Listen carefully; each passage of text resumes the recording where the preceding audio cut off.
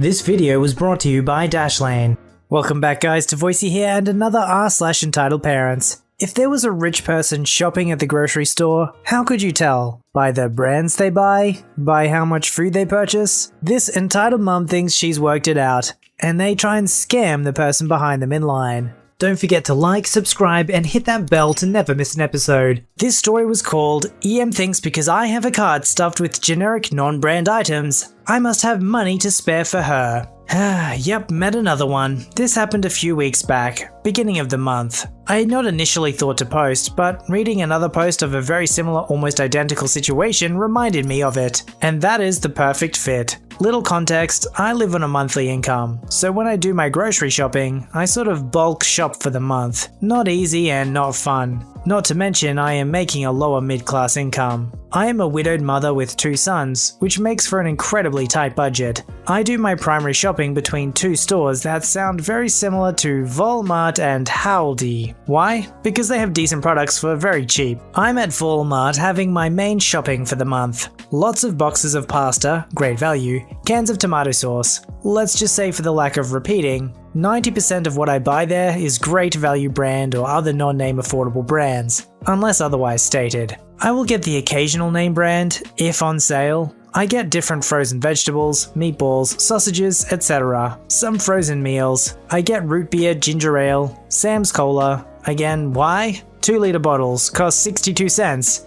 And to be honest, I like it better than the name brands. I often get boxes of tea bags to make homemade iced tea. Again, it's cheaper. I also buy things with a long shelf life, or can be frozen, so they last the month. As I'm finished, I head up and get into line. My cart is very full. In front of me, there is a woman, not the typical Karen. She looked pretty normal, with a toddler in the child seat, her cart about half full. We were about 3rd and 4th in line. She eyed my cart more than once. I won't lie, I eyed hers a few times, more or less noting some of the name brands she had, and recalling a time when I'd actually been in a financial position to afford such items, but also noting how much of a better position I might actually likely be in if I had learned to shop more frugally back before the loss of my husband, when the financial situation had been far better. In any case, I digress. Shaking myself from my thoughts as we move up, the EM ahead of me has her stuff on the belt. I place that barrier stick on it and begin placing my own groceries on it.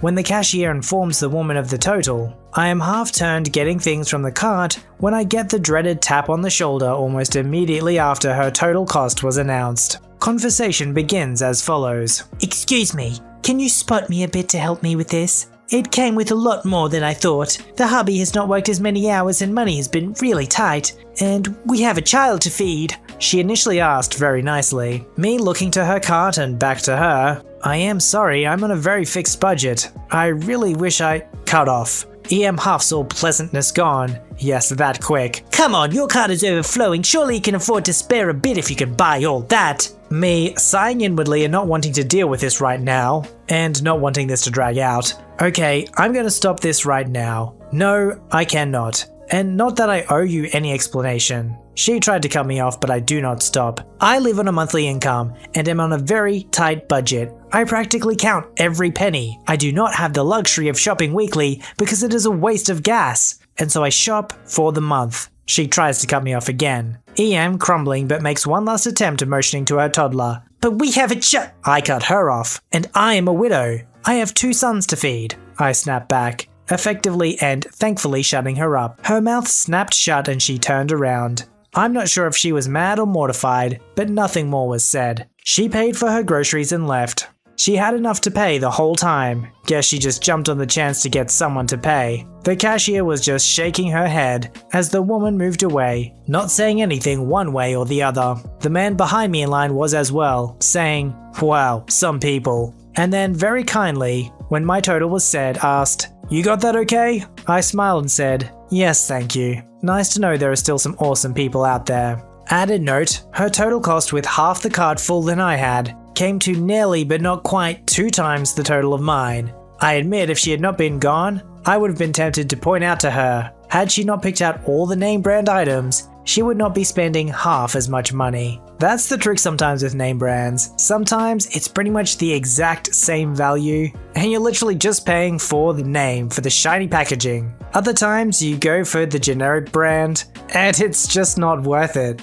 This story was called "You Have to Share with My Kid." I maliciously comply. So this happened this morning and I'm still laughing my butt off about this because I love malicious compliance. I didn't know if it'd be better posted here or there, but I thought it'd be fine to post it here. This morning I was on my way to school drinking a coffee drink that I make at home nearly every morning. This drink is the best drink for waking up in the morning, and for staying awake all day, as a university student typically needs to do. For your information, my morning drink usually consists of 8 shots of blonde espresso, 3 pumps of marshmallow flavored syrup, topped off with a bit of milk. So for the most part, it's nearly pure caffeine and sugar. Don't berate me, I know this isn't healthy at all, but it's so darn good. Anyways, I was riding on the bus to go to school when a friend calls me on the phone, and we were talking quietly for a while. A few stops later, EM gets on the bus with her entitled child, who looks to be about 4ish. I was talking to my friend and we get into the topic of coffee, and I was talking about my drink. The kid must have heard me mention the marshmallow syrup in my drink because I see him go to his mother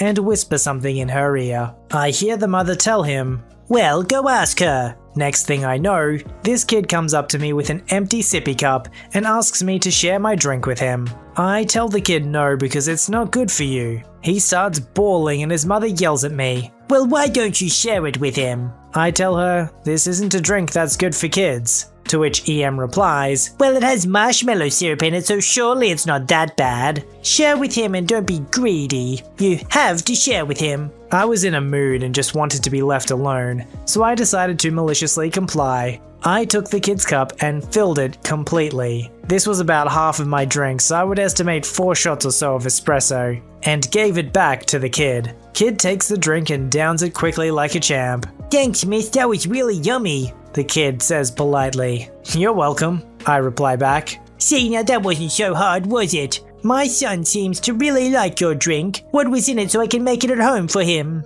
EM asks. "It's mostly blonde espresso with 3 pumps of marshmallow syrup and a splash of 2% milk," I reply. "You gave my kid espresso? What the frick is wrong with you?" EM explodes angrily. The bus driver then decides to intervene and ask if EM is bothering me, so I say yes and tell her to leave me alone or to get off the bus. EM shuts up and I enjoy the rest of my ride to school in silence. Have fun with your super caffeinated child, EM. Next time use your brain before allowing your child to beg for a treat from a stranger. The best stories are the ones like these where an entitled mother sets up her own destruction. This story was called "EM Thought I Was a Hacker." This is not a big story, but it's my closest encounter with an EM. So here goes nothing. So when I was 18, I was a live-in babysitter in the US. I'm from Europe, by the way. I thought it was going to be a cool way to experience life in America, living with an American family while getting some pocket money for babysitting 6 hours a day. This was 2002, and the only way to use the internet in that house was to use EM's desktop computer in her office. I had friends and family to send a few files to, so I'd just ask her if I could use the internet and she'd let me in her office. I used my Hotmail. I also noticed that their MSN client automatically logged in when you started the computer. It said something like, "You're successfully logged in as Kim Blank," or whatever the standard MSN notification was at the time. Now, Kim was their previous nanny from Australia. I thought to myself, it looks like Kim never logged out of her MSN account. This must be still erroneously signed in because she left a year ago. So I log out of her account because I'm clearly not going to use hers, and log myself in. Later that day, EM comes over to me and asks me what I've done to her computer. Her kid can no longer use the emails program. I just told her how it was. I logged in using my account, but it would be no problem for them, as I was now logged out and they simply used their username and password to log in again. EM didn't seem to understand a word I was saying. She involves her husband and the upset child who wanted to go online, and once again I tried to explain what I did. I asked the husband, "Did you have an email address? If you have trouble remembering your password, there are steps you can take." He answered that he didn't know what his email address was. Him and the child would just turn on the computer and write emails. That's when I realized for all that time, they've been using Kim's account to send and receive emails. I have no idea how Kim didn't notice that. I emailed her about it later and she thanked me for saving the privacy of her account. In the meantime, I was given bad stares and attitude, until they called my agency's supervisor or counselor. She asked me why I messed with their computer. I tried to explain that again. I used my email account, then logged out. But she didn't get it either. I mean, I know that a lot of 40 to 50 year olds in 2002 weren't exactly familiar with the internet yet, but not to that extent. For this and other reasons, I left the program. It wasn't as fun as I expected, and EM was a real pain to deal with, so I was very happy to go home early. I spent the week prior to my departure at the supervisor's house sleeping on the couch. The program got me my ticket back home, and at that point, I had to contact my family to let them know when I was supposed to fly and where to meet. But guess what? I wasn't allowed to call internationally, and I wasn't allowed to use the computer because they wouldn't trust me. I had the supervisor's 10-year-old daughter copy a handwritten message to my family and send it from her email address. Just whatever. It's the most frustrating thing when you've done absolutely nothing wrong but you're getting all of the blame. Thankfully, these sorts of technical problems don't happen as often,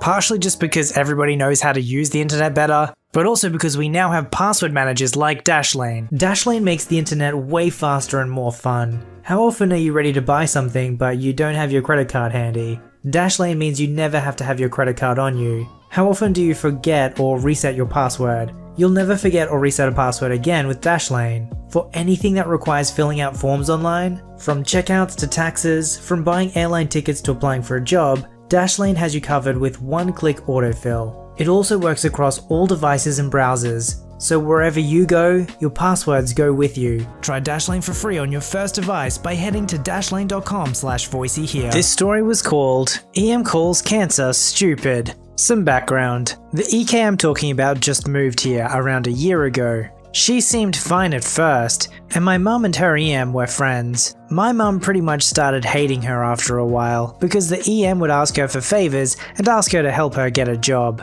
Boy was I wrong. This year I signed up with my friends for Relay for Life. This is a cancer fundraising event where teams compete in raising the most money. It's not really competing, just raising the most money you can. I made the team and asked my group of friends if they wanted to join. This group included EK. She whined to join, and I just thought, why not? So she joined. Fast forward to a couple of months later when the event is coming up. EK hasn't raised any money, and I had no choice but to ask her about it. We told her about the requirements, that every person should raise $100 to stay overnight for the event. She said okay and that she'll try. Nope. A couple of days before the event, EK hadn't raised a penny. Me and my friends were angry, so we lashed out at her. Bad idea. I told her that when she signed up for the team, she was told that she needed to raise $100. We had 4 months to raise the money and she didn't even go to the fundraiser we planned out. I also said that we told her all of the details of everything, and every time she would say, "You didn't say anything to me." Wrong.